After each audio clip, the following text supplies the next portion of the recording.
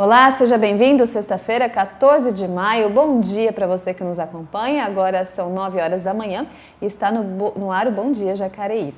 A gente começa trazendo os números da pandemia aqui no município. Segundo a última atualização, divulgada pela Secretaria Municipal de Saúde, foram registrados até o momento 18.239 casos de Covid-19.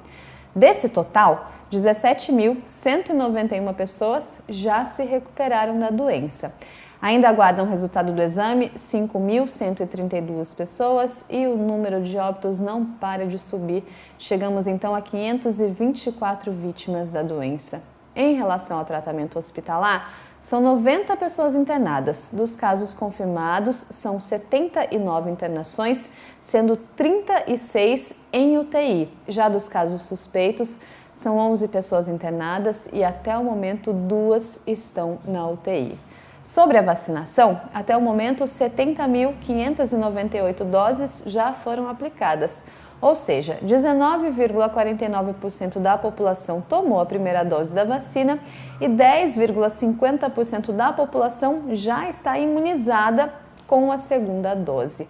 Lembrando que esses dados são divulgados diariamente nos canais oficiais da Prefeitura e, claro, a gente traz todas essas informações para você aqui na TV Câmara Jacareí. Daqui a pouco a gente vai trazer mais informações sobre a vacinação que continua acontecendo aqui na cidade. E hoje nós estamos recebendo a jornalista, doutora em comunicação, professora universitária e autora do livro O Peso e a Mídia, Agnes Arruda. Está online com a gente. Professora, bom dia, obrigada pela sua participação. Bom dia a todos os espectadores da TV Jacareí. Eu que agradeço pelo convite, é uma honra. Professora, para a gente começar, muita coisa mudou, né, nos últimos anos com essa questão da evolução da tecnologia.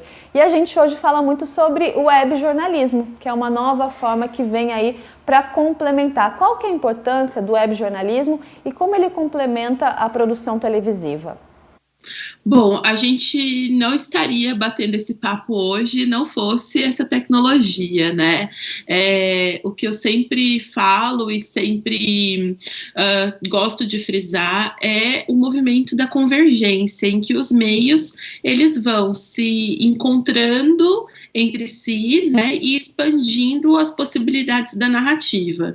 Então, assim como hoje como a televisão produz conteúdo de áudio, assim como o impresso produz conteúdo de foto, com a internet a gente tem condições de produzir conteúdo de áudio, vídeo, de foto, e as emissoras, as redações, os impressos, as emissoras de rádio também têm condições de produzir, de expandir a sua narrativa em outros formatos também, trazendo para as pessoas, para o público, mais possibilidades de ter acesso a um conteúdo, ter um conteúdo com o qual ela se identifique mais com aquele formato e tenha a possibilidade de se informar mais também, além das produções que são autóctones, ou seja, que são específicas, nativas da própria internet. Então, para os meios considerados tradicionais, que se a gente pensar bem, a gente já tem 30 anos de internet no Brasil, mas a gente considera como tradicional o jornalismo impresso, televisivo, de rádio. Para os meios tradicionais é uma possibilidade de se envolver muito mais com esse público, se tornar muito mais próximo dele e produzir conteúdos de relevância e de proximidade. E algo muito interessante é o papel da mídia que tem se destacado, principalmente durante esse momento de pandemia, né, professora? Se tornou muito relevante, muito precioso o trabalho da mídia. Isso serve para atingir todos os públicos, né? Esses vários canais, essas várias possibilidades, né? Muitas vezes a pessoa não tem dinheiro para comprar o jornal impresso, mas tem ali, claro, de forma de filtrando a informação correta, né? Para a gente fugir das fake news. Essas mídias, elas de fato conseguem tornar a informação mais acessível? tem um poder de circulação maior, né? A possibilidade que a internet dá é da informação circular e fluir em rede, que é isso da gente não precisar necessariamente ter um horário fixo para assistir a um telejornal, por exemplo, e esse telejornal está disponível online e a pessoa consegue ver em outros momentos, ou a partir de um link que esse telejornal está disponível e ela vê no seu aparelho celular, no seu dispositivo móvel, e com recomendações de relevância e de referência para ela também, porque se eu recebo uma notícia, uma informação de alguém que eu conheço, que eu confio e que eu tenho em boa cotação, também vai ter mais relevância para mim aquela notícia. Eventualmente, né, a gente sabe dos problemas que isso causa no que diz respeito às fake news, mas do mesmo jeito que a notícia falsa ela se espalha, a gente precisa também espalhar a notícia. Não vou nem chamar de notícia verdadeira, porque é redundante, mas a notícia, de fato, ela também precisa ser espalhada, e a internet é uma boa forma de fazer isso. Perfeito. Daqui a pouco a gente volta a conversar, então, para falar um pouquinho sobre o papel da mulher na mídia. Até já, professora. Até já.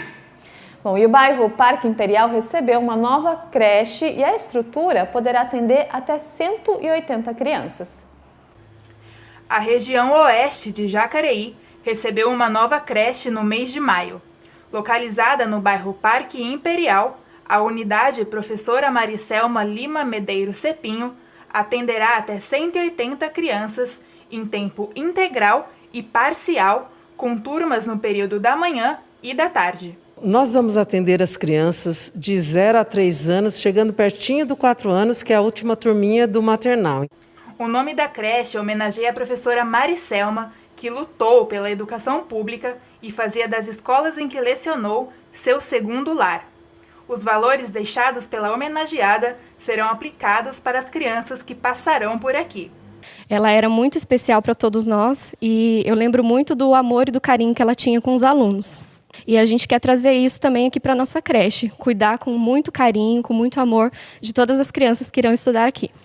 A estrutura conta com 10 salas, sendo 7 de aulas, berçário, fraldário e multimídia, além de enfermaria, lactário, lavanderia, área verde, refeitório, pátio coberto e descoberto e espaço administrativo. Cada sala de aula tem um solário particular, uma oportunidade para as crianças aproveitarem melhor o espaço. Então, ela é toda planejada dentro das necessidades que nós temos de gestão e realização da aprendizagem numa creche. Ela é bem ampla, os espaços são bem largos, o tipo de piso é de fácil limpeza e todos os equipamentos que nós pusemos, inclusive as caminhas empilháveis, elas são totalmente higienizáveis, perfeitamente e organizadas para empilhar e não ocupar muito espaço. As salas foram elaboradas com a coordenação pedagógica, professores e agentes de desenvolvimento infantil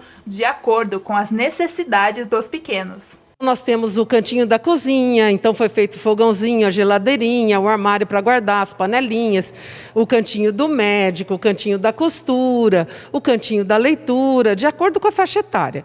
As aulas para o bairro e região já estão sendo realizadas de forma remota, mas a expectativa é de que no segundo semestre as crianças sejam atendidas na unidade de forma escalonada. Nós queremos acreditar que em 26 de julho nós já tenhamos todos os profissionais da educação vacinados e que tenhamos também, estejamos também na fase amarela. E nós já estamos totalmente preparados na parte pedagógica, na estrutura, nos protocolos sanitários para quando as crianças forem retornar. A secretária de Educação enfatiza o papel das creches no desenvolvimento psicomotor das crianças. Desenvolver autonomia, desde o engatinhar até ela ficar em pé e andar, ela comer sozinha, ela brincar com aqueles brinquedos de classificação, generalização, seriação, todos os aspectos de aprendizagem que neurologicamente constroem essas relações mentais para o que vem na sequência, além da amorosidade e do afeto, porque é muito afeto que envolve uma creche, e a parte motora, né? Importante, então, né? Mais uma creche inaugurada aqui na cidade. A gente volta, então, a conversar com a doutora em comunicação, professora Agnes Arruda. Professora, para nós, mulheres, a gente encara uma luta desde que o mundo é mundo, né? Em todos os sentidos. Mas na imprensa a gente tem uma outra realidade. Eu queria que a senhora abordasse essa representação da mulher na imprensa. Olha, é um caminho histórico muito longo, né? Mas o que eu posso dizer, assim, para a gente introduzir essa conversa, é justamente pensando em que a gente tem a mídia, né? E a imprensa na mídia como uma instituição que reflete os valores sociais vigentes. Então, assim como a gente fala da mídia como um quarto poder, ou como a gente fala da mídia como instituição, a imprensa como uma instituição, como o Estado, como a igreja, como a família, né, como a escola, também faz parte da imprensa esse processo de representação do status quo vigente. Então, os valores sociais vigentes, as características vigentes nesse processo, elas são representadas na mídia. E aí a gente vê isso, né, em relação à mulher, reproduzindo o tratamento que a mulher também recebe em sociedade.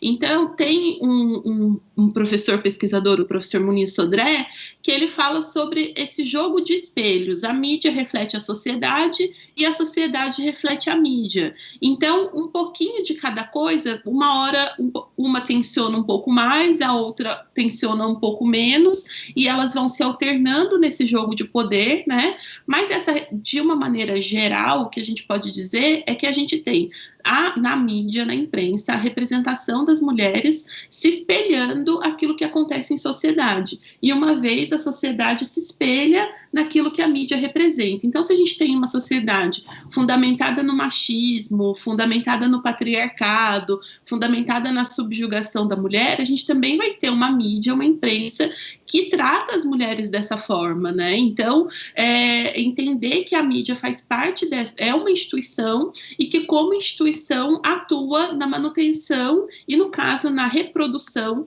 do status quo vigente.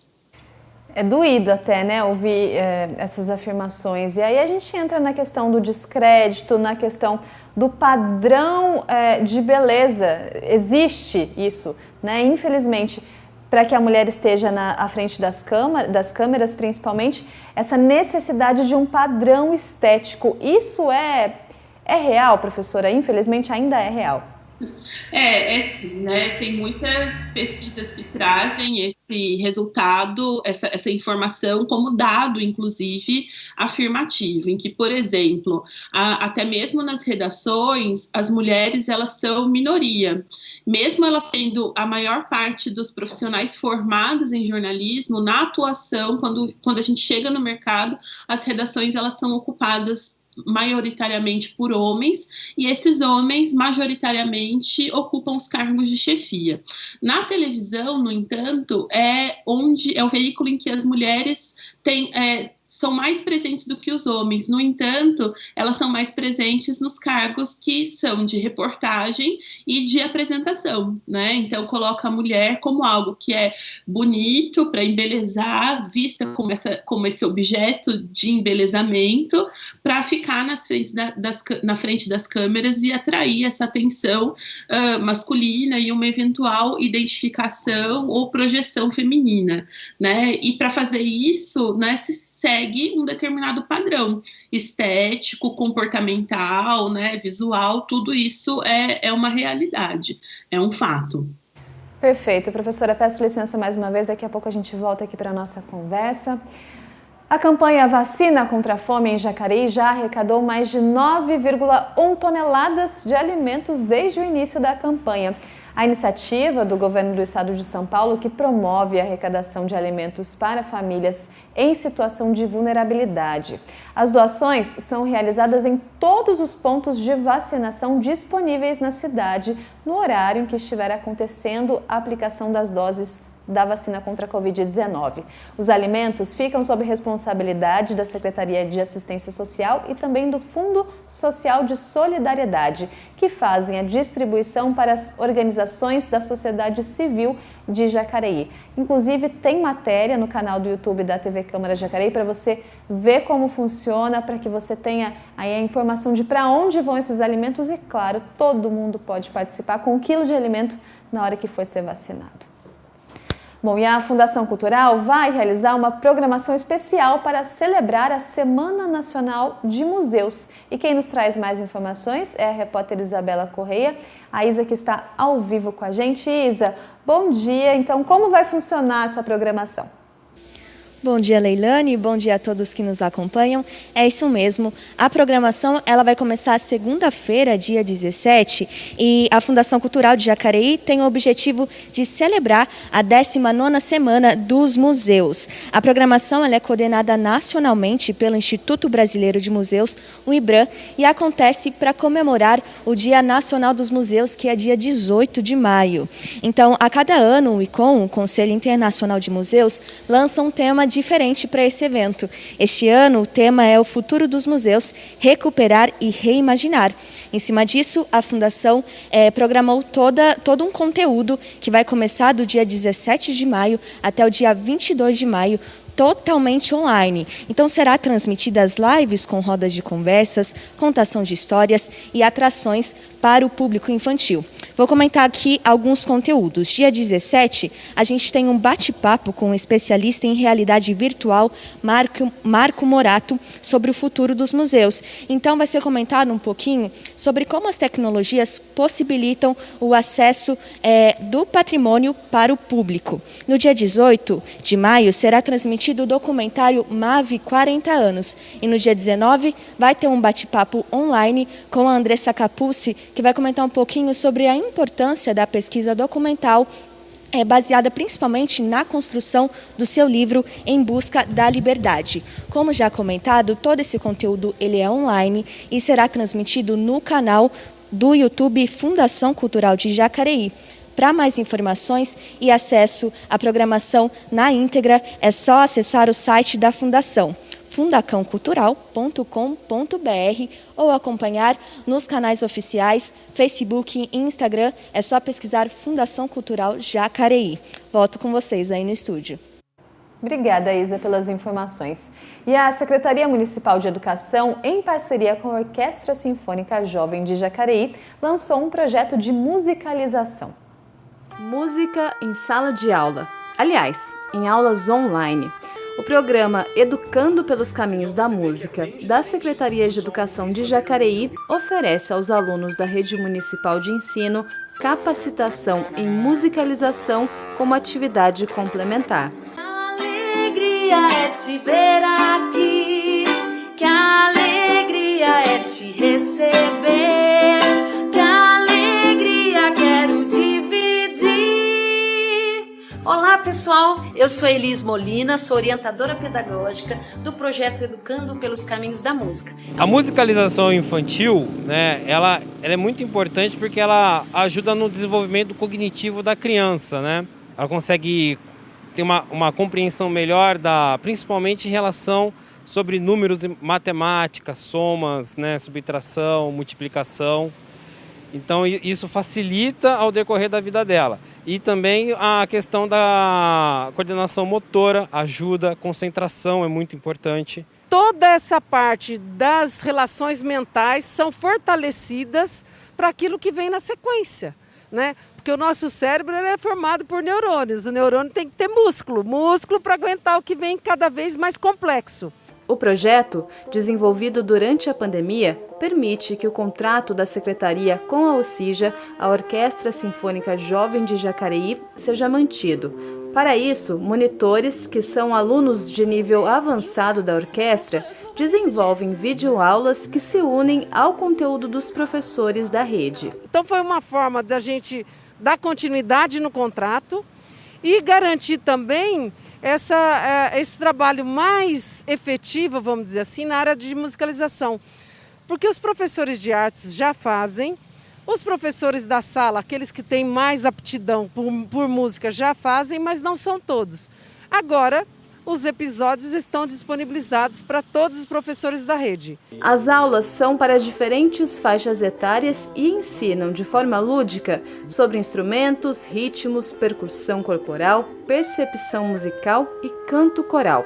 E todas possibilitam a interação das crianças com os familiares. Gilson é saxofonista e um dos monitores do projeto. Para ele, o universo online é um desafio muito diferente das aulas presenciais. Trabalhar o lúdico, a questão a imaginação da criança, olhando numa câmera, é totalmente diferente sem aquela interação ali presencial, sem aquela resposta imediata que a gente tinha na sala de aula com eles. Então a gente tenta ser o mais direto possível de nossos vídeos, ali tentar o trabalho ali ser o mais específico, sem perder a magia que a música traz dentro da sala de aula, para que eles, de forma ali simples, consigam entender o que a gente quer passar para eles ali em cada atividade que a gente se propõe a desenvolver. Além do desafio de criar conteúdo, é preciso também respeitar os protocolos sanitários para conter o avanço da pandemia. A pré-produção disso tudo que é mais trabalhosa, né? Então, para um vídeo de 5 minutos, nós temos praticamente 2-3 dias de trabalho, que ainda tem um ensaio para o vídeo, né? Ainda temos que tomar todos os cuidados também em relação à Covid, né? Então a gente está tentando fazer da melhor maneira possível, o mais simples possível, para que os pais que estejam assistindo participem com os filhos. As oficinas de musicalização estão disponíveis na plataforma educajacareí.com.br na seção de projetos. O conteúdo é livre, acessível para qualquer pessoa que se interessar por educação por meio da música. Oportunidade para quem gosta de música para participar e, claro, também aprender com essas oficinas da Secretaria Municipal de Educação. A gente volta agora para a nossa conversa com a doutora em comunicação, professora Agnes Arruda. Professora, infelizmente a gente está tocando aqui em pontos doídos, né, para a mídia de forma geral. Alguns casos pontuais de mulheres dispensadas dos cargos por estarem acima do peso. É uma realidade constante, né? A gente tem notícia recente disso que aconteceu aqui na nossa região. Infelizmente, essa questão do padrão estético reflete também não só nessa questão da mulher, né, como você muito bem colocou, mas também do peso. É uma questão totalmente influenciável para a TV, enfim, para a mídia de forma geral. A gente costuma associar a questão do peso a uma perspectiva estética, né? No entanto, quando a gente fala da gordofobia, a gente está falando de um processo de privação de direitos. Nesses casos especificamente, é justamente disso que a gente está falando. O peso, ele não reflete na competência, na qualidade do trabalho da pessoa, né? A gente sabe quais são pontualmente esses casos e sabe exatamente que não é disso que se trata. E aí, por uma perspectiva estética, né, se associa isso a uma competência, e as pessoas gordas, as mulheres especialmente, elas vão sendo negligenciadas nos espaços, inclusive nos espaços profissionais, né? É uma questão muito, muito severa da nossa realidade que a gente precisa tratar. Seus trabalhos, né, é o livro O Peso e a Mídia, que foi fruto justamente dessa pesquisa. O livro, ele trata justamente dessas realidades. Conta um pouquinho sobre esse seu trabalho, né, esse material impresso, feito justamente dessa perspectiva da questão do peso. Sim, O Peso e a Mídia é um livro que foi lançado agora em março de 2021, fruto da minha pesquisa de doutorado. Nele, eu como jornalista, né, também faço uma investigação de uma vida, também da minha vida como profissional jornalista, que fui, né, impedida de acessar alguns espaços a despeito da minha competência. Só que eu sempre achei que era uma coisa que a culpa era minha, né? Que a questão também é essa. A gente entende que a gente que é responsável pelo preconceito que a gente sofre. É tão deturpada a noção dessa violência que quem sofre com preconceito se sente culpado por isso. E eu nunca tinha observado isso nessa medida, nessa perspectiva, até que eu comecei a fazer a minha investigação. E aí eu fiz um processo detalhado a partir dessas vivências. Então, da minha vida como uma mulher gorda, como uma jornalista, uma profissional de comunicação gorda, entendendo, né, que descobri que não era mera coincidência, que a identificação com os personagens e com a forma como as mulheres gordas eram tratadas e representadas na mídia, as vivências, as experiências, o arco narrativo delas era muito similar com as coisas que eu tinha vivido.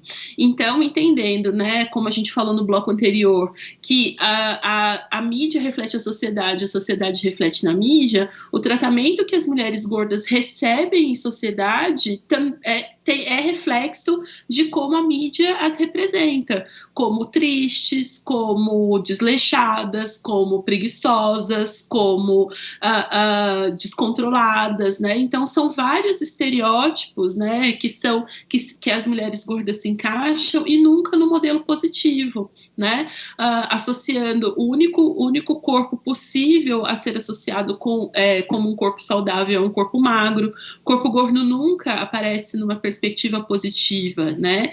E a gente sabe que o que se associa as doenças que se associam ao corpo gordo não são exclusivas das pessoas com corpo gordo, né? A diabetes, pressão alta, cardiopatias, elas não são exclusividades dessas pessoas, muito pelo contrário, tem muita gente magra que tem, mas por conta desses estereótipos, a gente não enxerga essas patologias em corpos magros, por mais que eles possam estar doentes, e um corpo gordo possa ser saudável, mas ele é sempre visto como adoecido.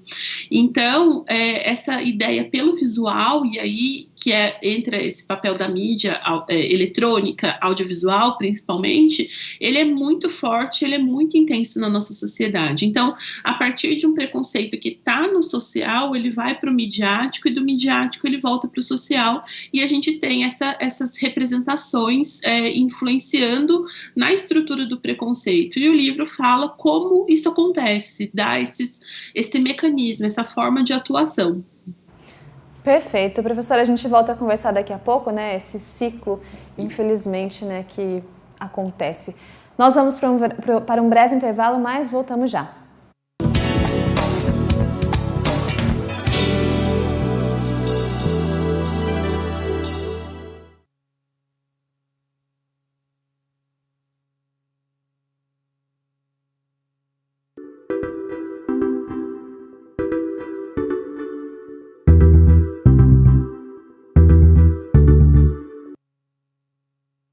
Fala aí, rapaziada, salve na nave. Quase metade dos acidentes fatal acontece de final de semana, Joe. Vamos de boa, mano. O trânsito é coisa séria. Siga seguro. Chegar bem é chegar com vida. Detran e Governo do Estado de São Paulo. O Brasil é um país laico e assegura a liberdade a todas as religiões. O Estatuto da Igualdade Racial determina a proteção dos locais de culto, garante o direito de realização de cerimônias e também a assistência religiosa em hospitais e presídios para pessoas de religiões afro-brasileiras.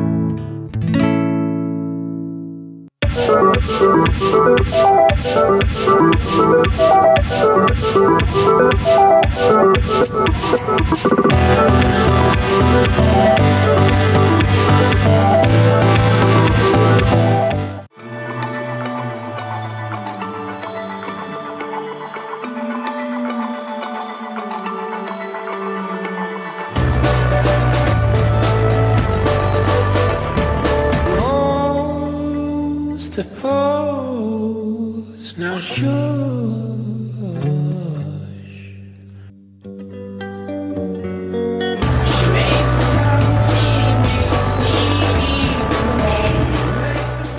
O Esporte para Todos do Ministério do Esporte promove diversos projetos e programas. Fala, MVBio. Você conhece o Esporte Cidadania? Ainda não. É um projeto que está trazendo a criançada para próximo do esporte, longe dos problemas. São 156 núcleos, quase 16 mil beneficiários. A criança, mesmo que ela chegue um pouco tímida, no final da aula ela está pedindo para voltar. Isaías, você tem irmão especial. Se todo mundo fosse igual, não ia ter graça. Dá esperança, né? Conheça esse e outros projetos do Ministério do Esporte no site Esporte para Todos. Eu dou a minha vida pelo esporte. Acordo, durmo, almoço, janto, natação. Cuido muito bem da minha saúde para ser um atleta cada vez melhor. E não gosto de perder para quem não tem espírito esportivo. A dopagem cria vantagens desleais, prejudica a saúde do atleta e o próprio esporte. É por isso que o controle de dopagem é tão importante. A gente tem que ser campeão também nas atitudes. Jogo Limpo. O controle de dopagem joga a seu favor.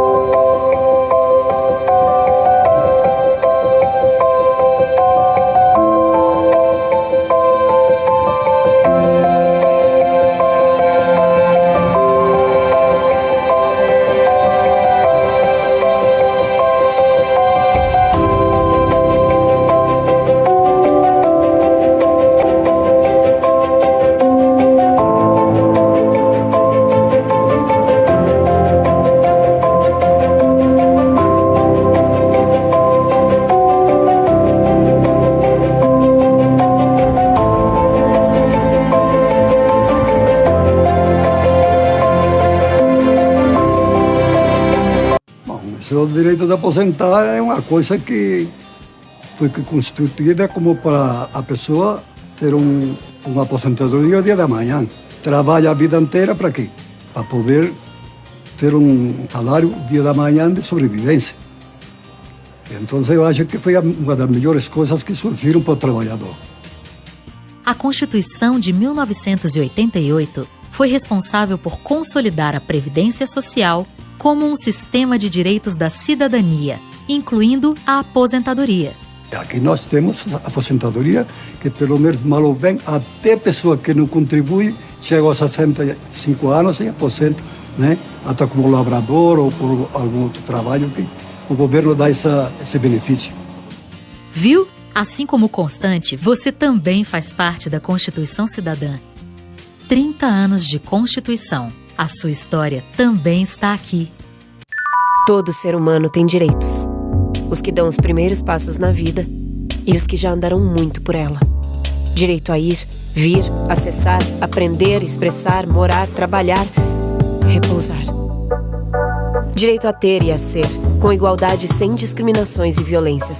Declaração Universal dos Direitos Humanos, 70 anos. Cabe a cada um proteger os direitos de todos. Cabe a todos proteger os direitos, a liberdade e a felicidade de cada um. Artigo 5º, inciso 6. É inviolável a liberdade de consciência e de crença, sendo assegurado o livre exercício dos cultos religiosos e garantida, na forma da lei, a proteção aos locais de culto e às suas liturgias. Somos cidadãos e lutamos por nós. 30 anos de Constituição, 30 anos de cidadania.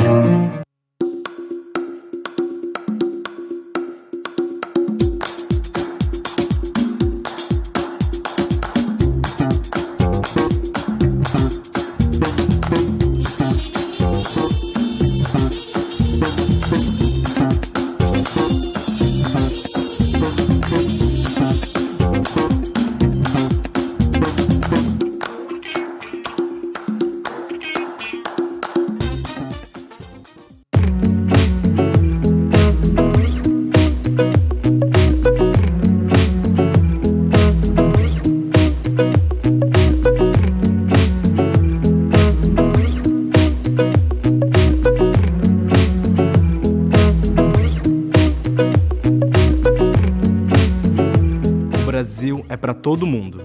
Eu estou aqui para defender uma sociedade com menos armas, os direitos dos povos indígenas e quilombolas. Quem luta pelo que acredita. Eu estou aqui. Eu também estou aqui. Eu também estou aqui. Eu estou aqui por um Brasil para todo mundo.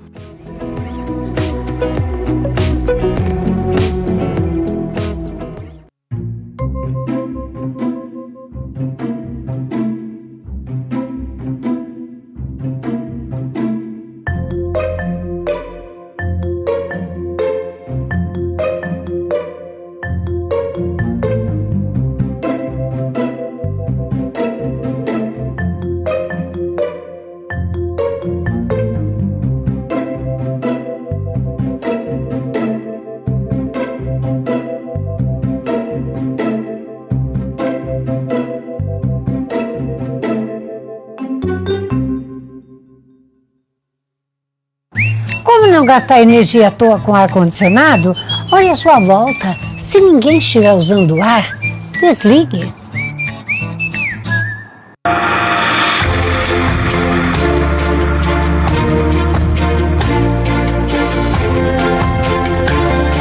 A declaração de MEI é uma obrigação acessória que ele tem que fazer até 31 de maio de cada ano. Ele cumpre o calendário de imposto de renda, tá? Mas, inclusive, ele também consegue fazer essa declaração dentro do Portal do Empreendedor. E o Portal do Empreendedor tem uma ferramentinha que é para que ele lance mensalmente as suas despesas e receitas, que pode contribuir ao final do período para que ele faça a sua declaração baseado naquele controle de receita e despesa que ele fez, aquele entrada e saída financeiras que ele tem.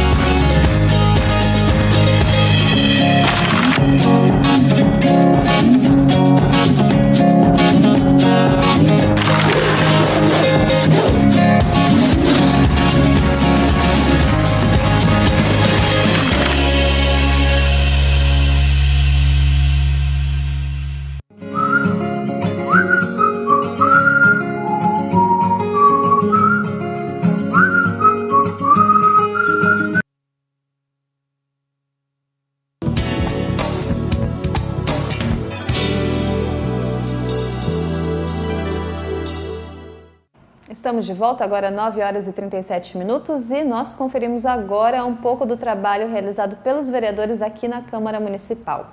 Primeiro destaque de hoje do vereador do PL, presidente da Câmara, Paulinho dos Condutores.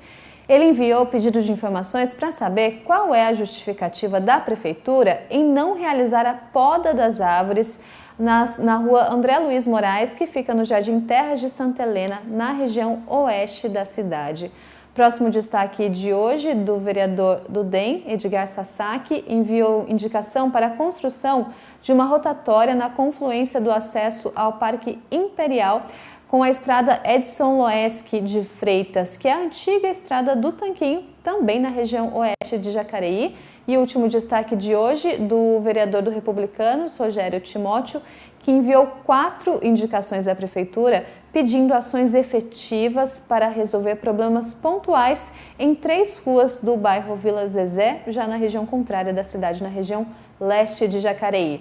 Lembrando que para todas as informações do Poder Legislativo você consegue acompanhar pelo site, que é o jacareí.sp.leg.br. E a gente volta aqui para o nosso bate-papo com a doutora em comunicação, professora Agnes Arruda. Professora, a gente levantou várias temáticas complexas e lamentáveis, né, nessa nossa sociedade.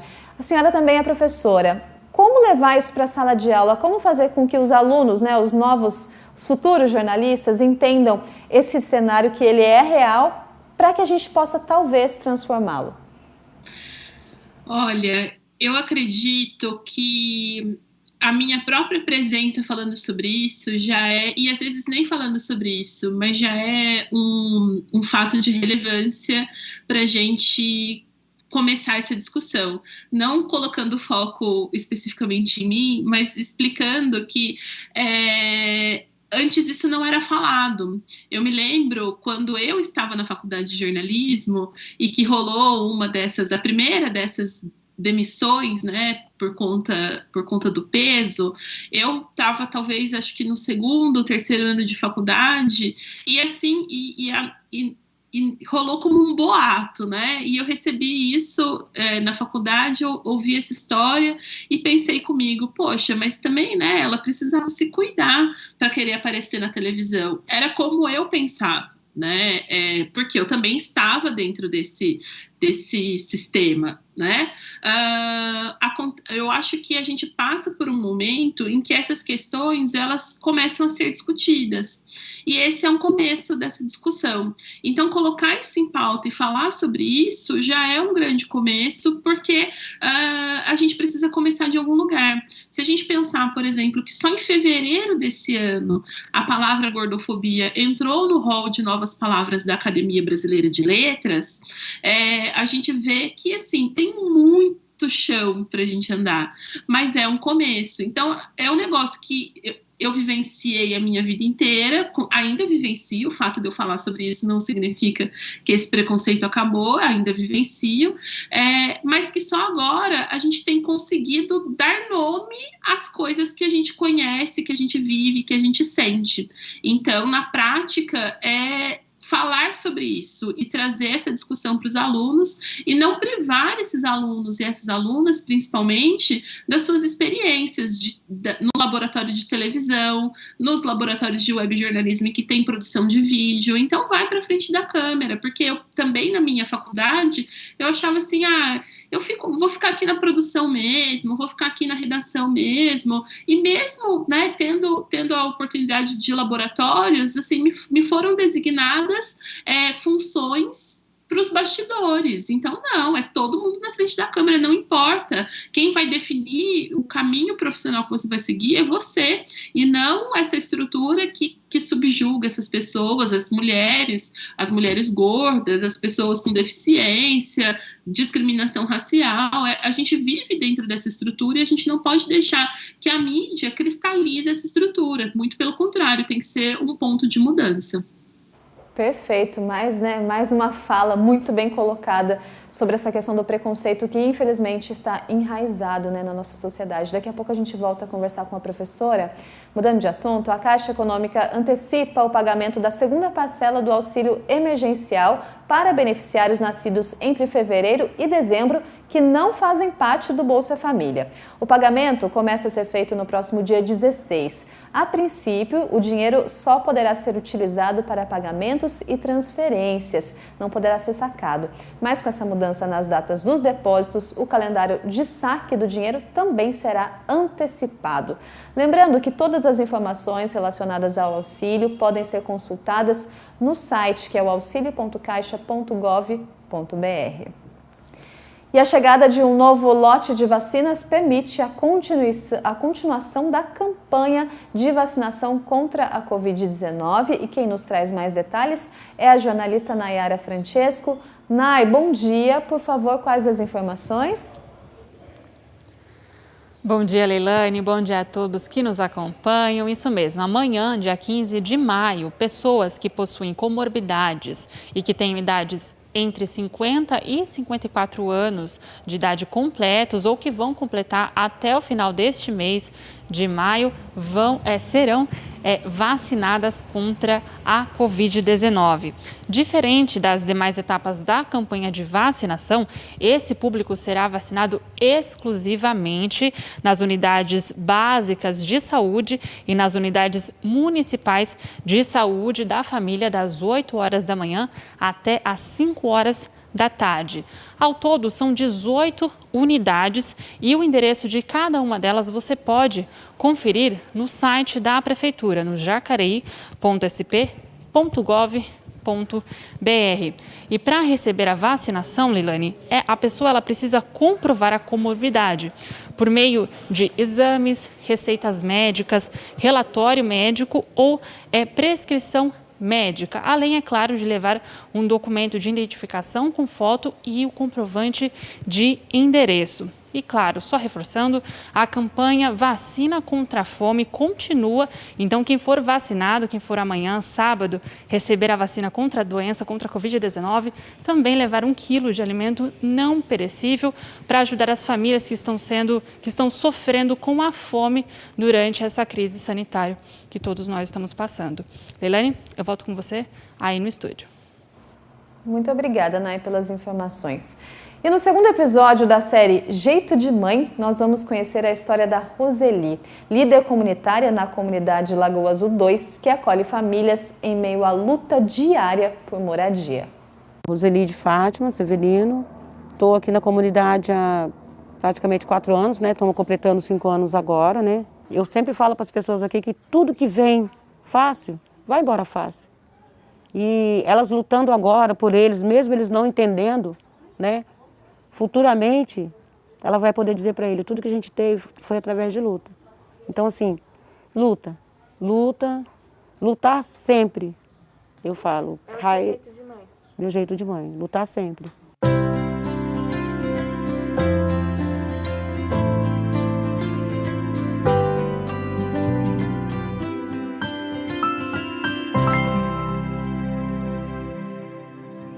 Roseli tornou-se mãe pela primeira vez aos 21 anos, mas foi há 5 anos atrás, na ocupação Lagoa Azul 2, que ela pôde partilhar do seu cuidado com toda uma comunidade. Hoje, ela tem uma grande família.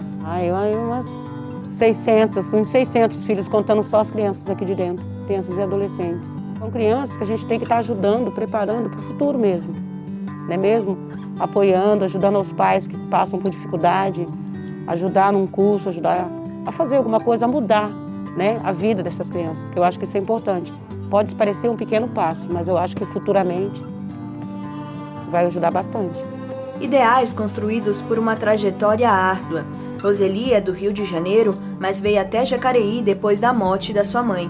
Sua chegada teve inúmeras dificuldades, descasos que provocaram seu senso de justiça.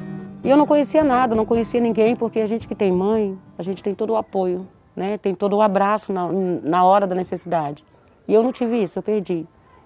Então vim parar aqui.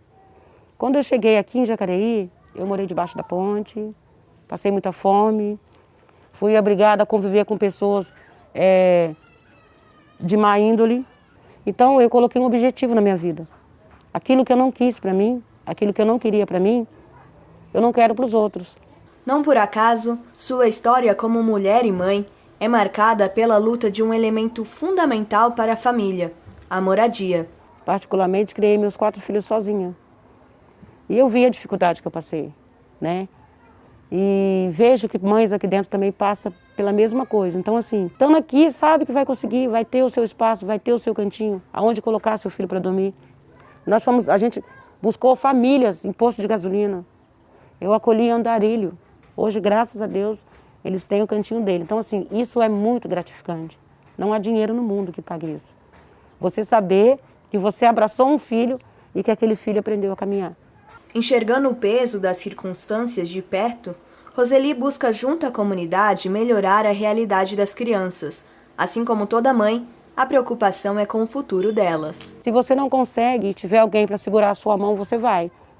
E muitas vezes eu vi aqui dentro pessoas tentando desistir com os filhos, né? Pela dificuldade, como eu te disse agora, pela rejeição, né? Porque quando as pessoas olham para cá, elas não acham que isso aqui é uma comunidade de pessoas que querem vencer, que brigam por uma moradia, uma vida melhor e digna para os filhos. Assim como eu quero para os meus filhos, eu quero para cada criança aqui de dentro um futuro, sabe? O respeito, que eu acho que é o mais importante. Não é porque eles não estão dentro de uma faculdade que eles não podem ser médicos. Então, a minha luta aqui dentro, a nossa luta aqui dentro, é que a gente possa trazer para essas crianças uma vida digna. E que eles possam passar pela etapa que tem que ser passada, né? Não pular já para ser um adulto. No desafio diário pelo asseguramento dos direitos humanos, Roseli ainda arranja tempo para dar amor. Ai, sem palavras, sabe? A gente se envolve. É muito gostoso você ver uma criança nascer. É muito gostoso você ver aquela criança passar e te abraçar. Oi, amiga, né? Te ver em qualquer lugar, vir te abraçar, gritar seu nome. É muito gostoso isso. Traçando planos como brinquedoteca, atendimento médico, e ônibus para a escola. É no dia a dia que ela ressignifica o termo mãe. Através de conversa, através de uma palavra carinhosa, a gente conseguiu mostrar que não é assim não, que vamos lá, vamos dar a mão a todo mundo, vamos parar, parou? Uma vai empurrar a outra, para chegar no final a gente chegar todo mundo, não só eu, mas como todas as outras mães aqui dentro que lutam sozinhas, né, pelos seus filhos, possa chegar também no final junto com a gente.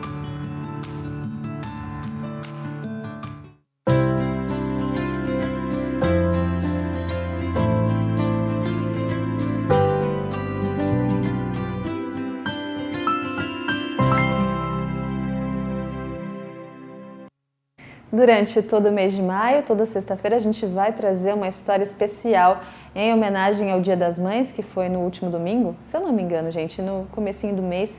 Então, a TV Câmara preparou essa série especial. Os episódios que já foram exibidos podem ser assistidos no canal do YouTube da TV. A gente agora volta para finalizar a nossa conversa com a doutora em comunicação, a professora Agnes Arruda.